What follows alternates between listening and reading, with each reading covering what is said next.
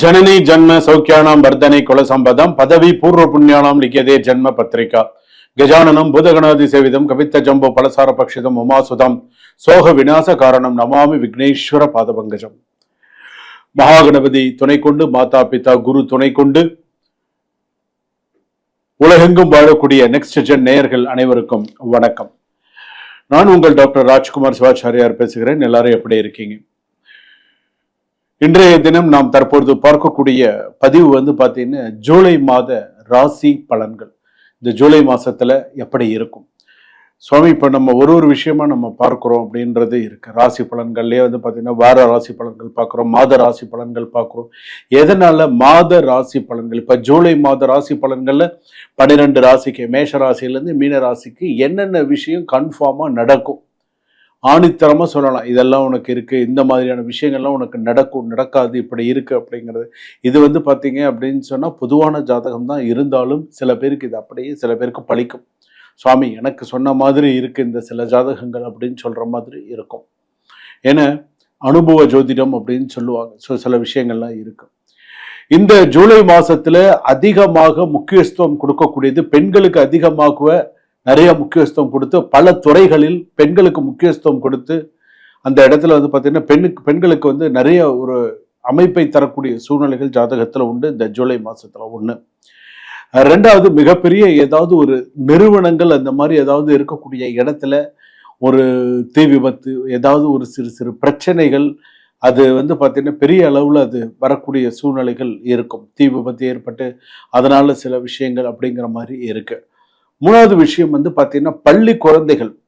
அது இந்த பள்ளி குழந்தைகள் படிக்கிறாங்க, பள்ளி குழந்தைகள் படிக்கிறதுக்கு ஸ்கூலுக்கு இப்போ ஸ்கூல் வேனில் போகிறாங்க, ஸ்கூல் பஸ்ஸில் போகிறாங்க, மினி ஆட்டோ அந்த மாதிரிலாம் போகிறாங்க. அந்த மாதிரி போகக்கூடிய காலகட்டத்தில் இந்த குழந்தைகளுடைய சில விஷயங்கள் பார்த்தீங்க அப்படின்னு சொன்னால் இந்த வண்டி வாகனங்கள் வெளியில் இயக்கக்கூடியது, டூர் போகிறது, இதில் ஏதாவது ஒரு சிறு விபத்துக்கள் நடக்கிறதுக்கான வாய்ப்புகள் இருக்குது. அது மேஜராக இல்லாட்டாலும் சில விஷயங்கள் இருக்குது. கொஞ்சம் கவனத்துடன் பள்ளியில் இருக்கக்கூடியவர்கள், அங்கே வேலை செய்யக்கூடியவர்கள் அது கொஞ்சம் கவனமாக இந்த மாதத்தில் பார்த்துக்கணும். இதெல்லாம் நடக்கும் அப்படிங்கிறது இருக்குது. வெளிவட்டார பழக்க வழக்கங்கள், மற்ற விஷயங்கள் இதெல்லாமே ஓரளவுக்கு சில விஷயங்கள்லாம் இருக்கும். இந்த இதில் பார்த்தீங்கன்னா கணவன் மனைவி ஒற்றுமை, ரெண்டாவது வேலை விஷயம், வேலை எதிர்பார்த்த வேலை விஷயங்கள், ரெண்டாவது ஏதாவது குடும்பத்தில் சிறு சிறு சண்டை சச்சரவுகள், பிரச்சனைகள் எதுவும் இருக்கா, என்னென்ன மாதிரியான சில சூழ்நிலைகள்லாம் வரும் அப்படிங்கிறது எல்லாமே ஜூலை மாத ராசி பலன்களை விவரமாக நாம் தெரிந்து கொள்ளலாம். வாங்க மேஷ ராசியிலிருந்து மீன ராசி பரியந்தம் பார்க்கலாம்.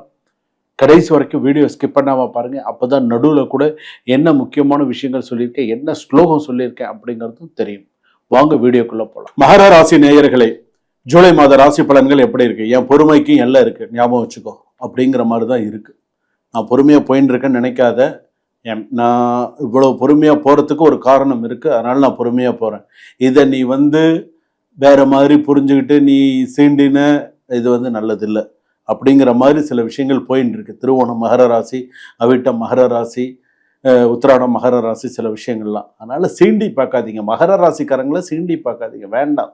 ஏன்னா அவங்களுக்கு இப்போ 7.5 சனிலாம் முடிஞ்சிருச்சு. இப்போ அவங்களும் ஒரு லெவலுக்கு வந்துக்கிட்டு இருக்காங்க. இந்த நேரத்தில் நீங்கள் ஏதாவது ஒரு விஷயம் பண்ண போக அது வேற மாதிரி வரும்.